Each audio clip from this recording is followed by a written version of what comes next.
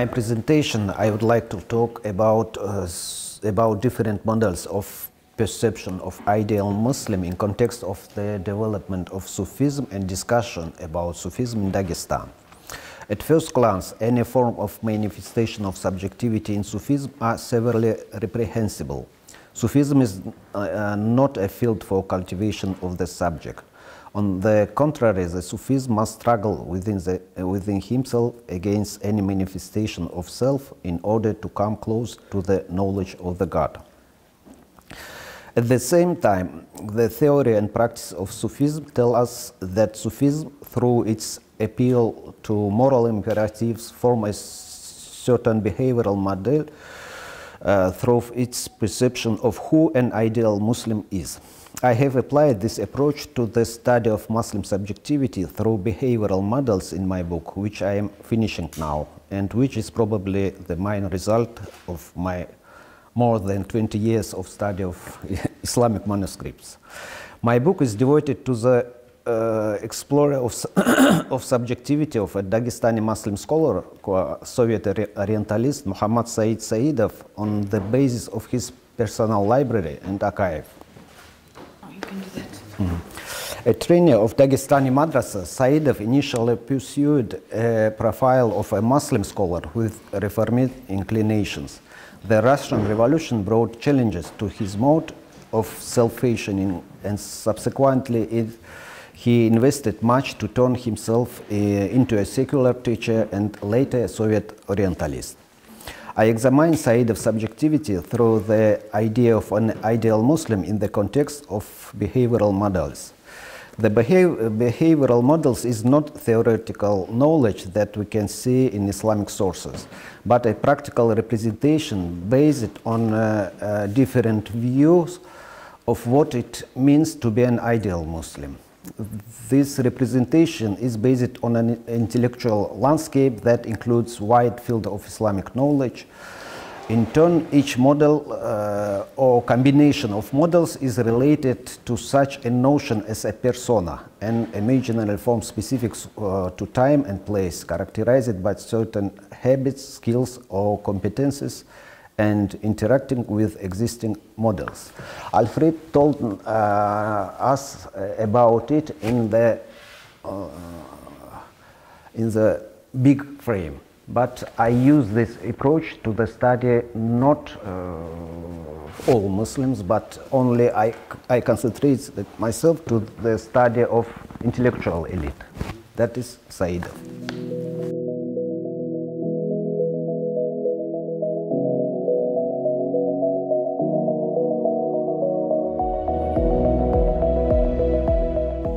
Isayev's text was the beginning of my journey to grieving genres, written grieving genres. And Isayev's text didn't remind me anything of what potentially might be there, because I discussed this text with Shamil and Alfrid, and they suggested me to look at it from the point of view that such kind of text might be representation of feelings towards dunya which not worthy of good attitude toward it, or you can be mad at it. It didn't sound convincing for me. Then I was really confused by that text. Then I went to Misha Kemper and we discussed this text together, and he's like, I think there's something Soviet in there. And he partially right, because part of that autobiography of a visual poetic autobiography of Isayev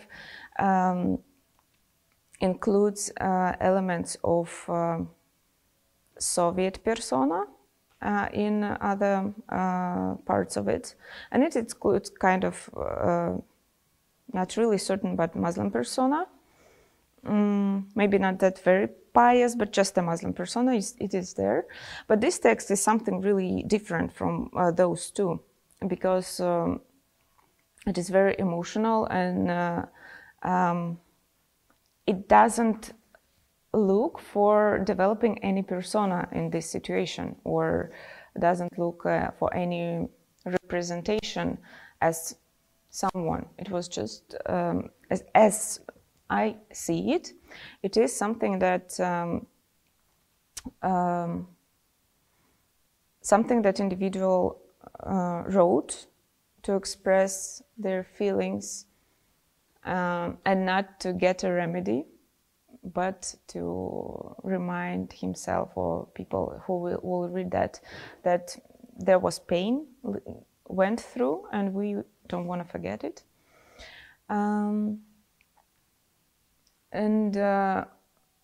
This text led me to Marthia genre, which was the first thing my colleagues recommended me to look at.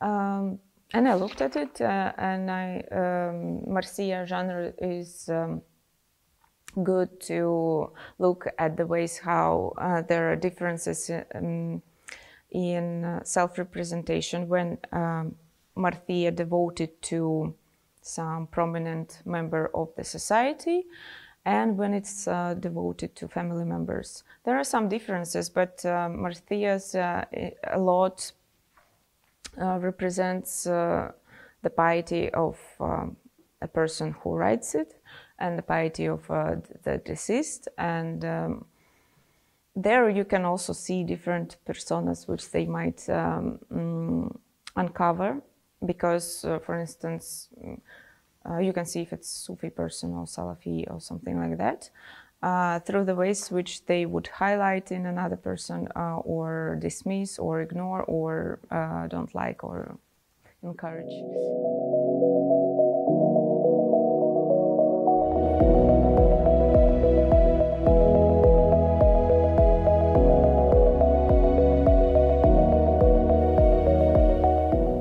This prison accounts, if we rely on historiography and writings about other prisonal letters, they say that people were, when they, as a literary canon, as a sample, people used the travelogues, Seyahatname, and that was a sample how to compose and how to reveal their experience of prison.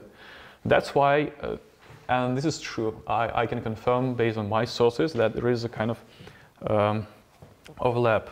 One of them is how people depict the life in prison. So they try to establish categories, the taxonomy of people in prison. And here I just outline a few of these categories. One of them is a preacher. So in imperial time, until the first Russian bourgeois revolution, 1905, it was forbidden to convert people from Christianity to Islam. But sometimes it happened by mistake, by different reasons. So if one goes in imperial Russian prison, so what might find Muslim preacher, imams, sentenced for preaching to Islam and attempts to convert Russians, Orthodox Russians.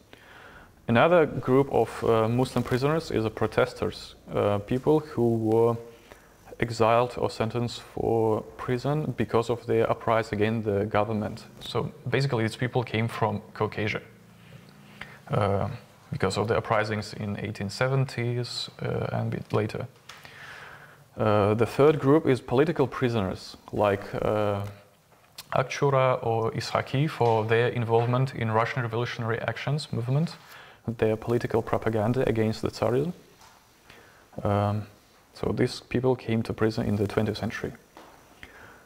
And two other groups, really fascinating and intriguing.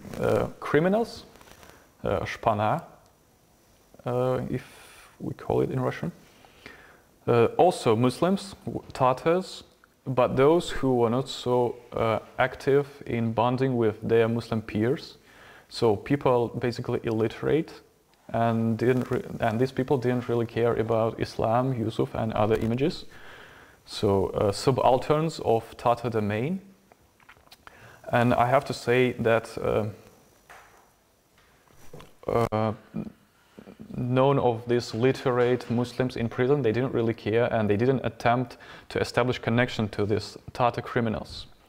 So that's why we know almost nothing about these people, but the moment where I want to say that there is a kind of tension between the private materials and the state repositories, the outsider gaze, because true, if we go to private archives of literate Muslims, we will find nothing about these illiterate people.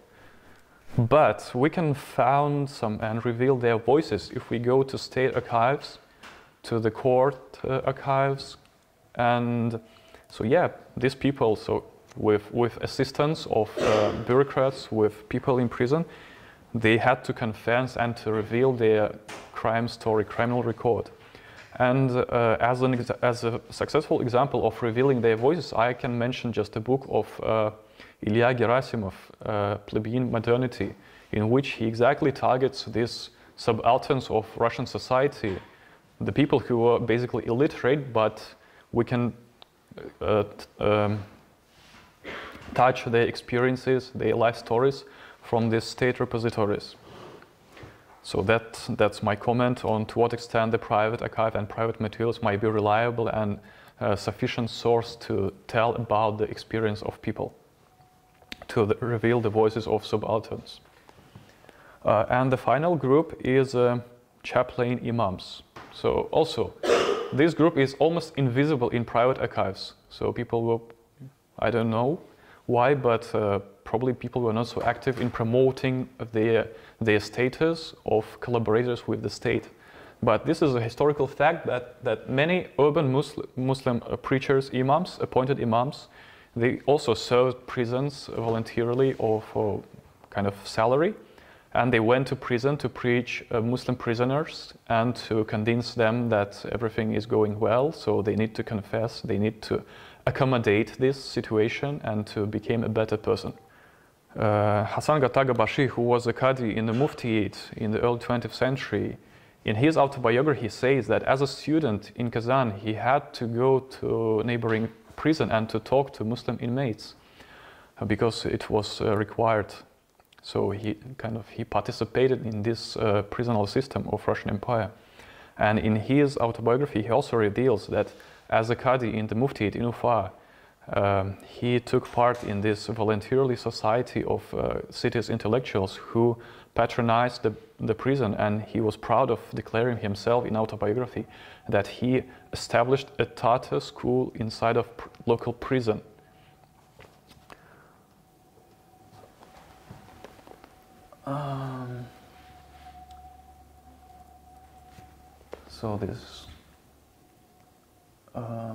So yeah, and going further, this Muslim Islamic chaplains in prison. So from accounts of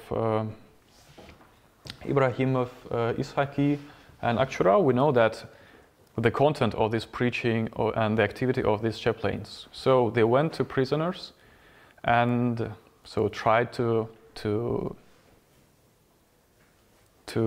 preach with reference to image of the Prophet Yusuf, saying that so he also was in a prison, as we know from his life story, from the sacred text, and also we need to be patient, we need to accommodate this situation, we need to look inwards and to work all the other selves and to become a better person and to benefit from this situation.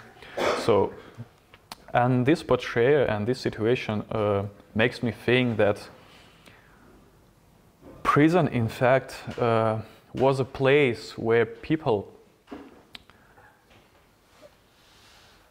not established but animated and reinforced their Muslim identity. So usually we assume that Muslims are always Muslims and they were born as Muslims and they know everything about Islam and they use only Muslim categories.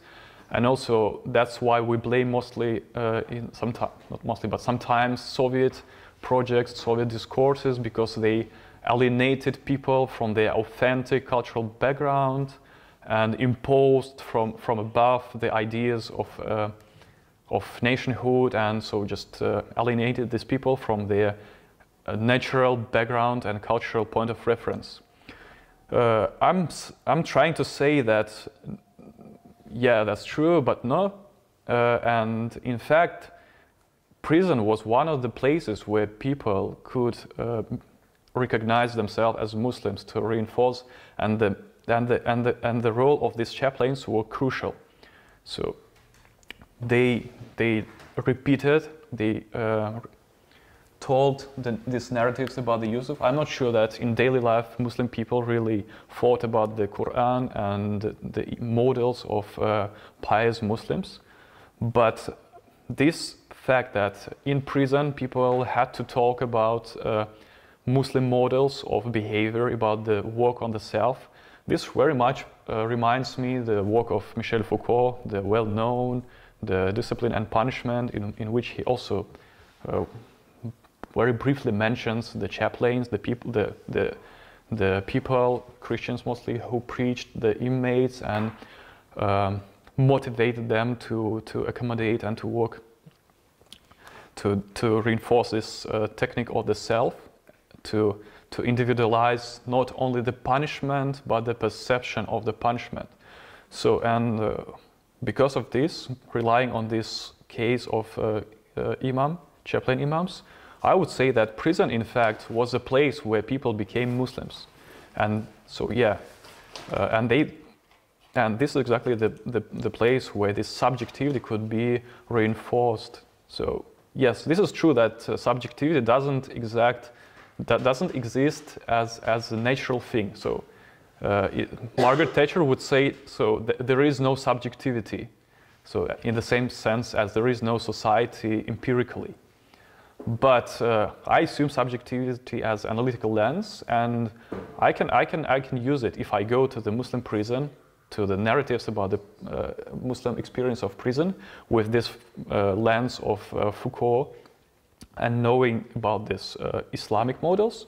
So it is very possible to see how this modern era, prison, state institution, how Muslims in state institution, how they work all together to support this Foucauldian idea, but also this works for the whole title of the conference.